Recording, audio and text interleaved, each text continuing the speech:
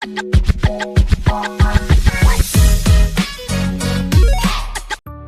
दिन वीरेश अपनी माँ से मिलने बहुत महीनों बाद अपने गांव जाता है। घर आके अपनी माँ के साथ समय बिताता है। हाँ, ये क्या थकान सा लग रहा है।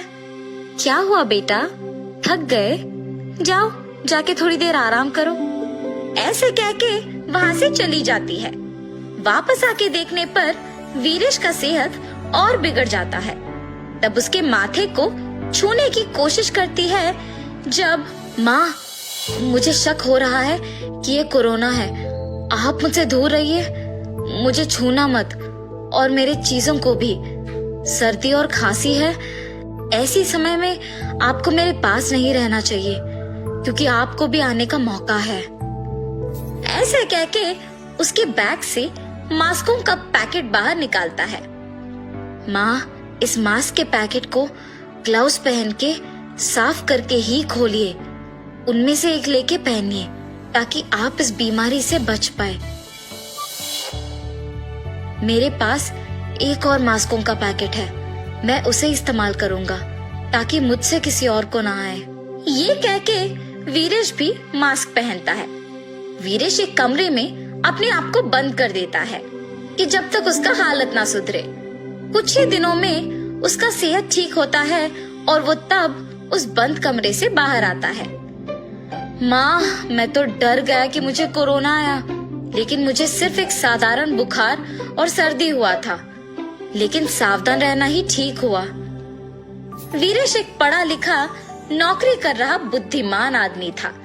सिर्फ शक आने पर अपने आप को बंदी करके सारे नियमों का पालन करके तभी बाहर आया जब उसे यकीन हुआ है कि वो ठीक हो गया और उसे सिर्फ एक साधारण बुखार और सर्दी था। वीरेश के माँ को ये सब समझ में नहीं आया था। बेटा, क्या हुआ तुझे? मैंने सबको बोल दिया कि तुम आ रहे हो। जिस दिन से आए उसी दिन से अपने आप को कमरे में बंद कर दिया तूने और वापस आज बाहर निकले हो। मास्क कहते हो, छूना मत कहते हो, मगर यहाँ के सारे बच्चे तुम्हारे बारे में पूछ रहे हैं। ऐसे जब वीरेश की माँ उसे डांट रही थी, बच्चे सारे भागते हुए वीरेश के पास आके उससे गले मिलते हैं। क्या भैया, इतने दिन बाद बाहर आए हो? आप शहर से हमारे लिए क्या लाए हो? हाँ हाँ भैया, क्या लाए हो? अरे रुको, सांस तो लेने दो। मैं तुम सभी के लिए मास्क और सैनिटाइजर लाया हूँ। क्या बस इतना? तो चॉकलेट्स और खिलौने नहीं लाए? हम इन मास्क और सैनिटाइजर से क्या करेंगे भैया? मेरी माँ भी यही कह रही है और अब तुम सब भी। ठीक है, ध्यान से सुनो। माँ, आप भी, आप तो पाठशाला में अध्यापक हो ना? ऐसे उनके उपयोग का विवरण देता है और वहाँ बैठे सारे बच्चे उसके महत्व को समझते हैं। अब समझ में आया इसका महत्व। माँ, कल आपको आपके पाठशाला में मेरे सामने बैठे इन नटखट बच्चों के सहायता से सभी को ये बात समझाना होगा। मैंने सोचा कि आपको ये सब पहले से ही पता है, इसीलिए मैं आप सबके लिए मास्क और सैनिटाइजर लाया हूँ। लेकिन आपको तो ये भी नहीं पता कि उसे इस्तेमाल क्यों करते हैं। अच्छा हुआ कि कम से कम अब तो जान गए। मेरा बेटा बुद्धिमान है। ऐसे अपने बेटे की तारीफ करके अगले दिन पाठशाला के मैदान में सारे बच्चों को बुला के उन्हें दिखाते हुए सारे नियम समझाती है और ये भी कि अगर किसी का सेहत ठीक ना हो तो कौन से नियमों का पालन करना होगा। अगर किसी को खांसी है तो अपने कोहनी में खांसे और किसी कपड़े से अपना मुंह को ढक ले, तभी कीटाणुओं को किसी और तक पहुंचने से रोक सकेंगे।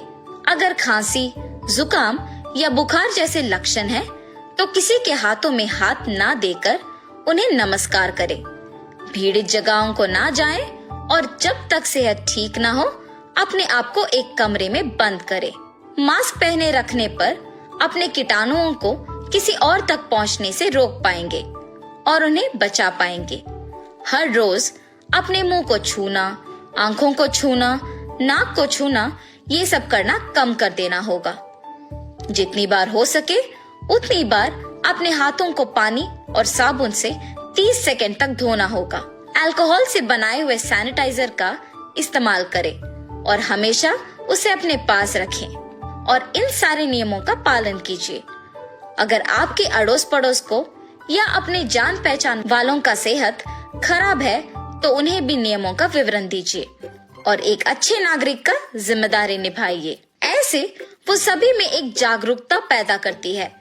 वीरेश की माँ फैसला करती है कि निश्चित रूप से वो गांव में मौजूद सभी को, छोटे बड़े बच्चे और बूढ़े, सभी को इन नियमों के बारे में बताए। पाठशाला के बच्चों को जैसे उन्होंने बताया वैसे ही बाजार में जाकर सभी को बताती है। जब वो बता रही है उनके बगल में बाकी लोग उसे करके दिखा रहे थे। ऐसे मंदिर में, अस्पताल में, गांव में सभी को इसका विज्ञापन करती है। वीरेश और उसकी माँ के प्रयासों को देख उस गांव के मुखिया मास्कों और सैनिटाइजरों को ज्यादा मात्रा में मंगा के उन्हें हर घर को बांटते हैं। ऐसे उस गांव के लोग इस जानलेवा बीमारी को लड़ने के लिए तैयार रहते हैं।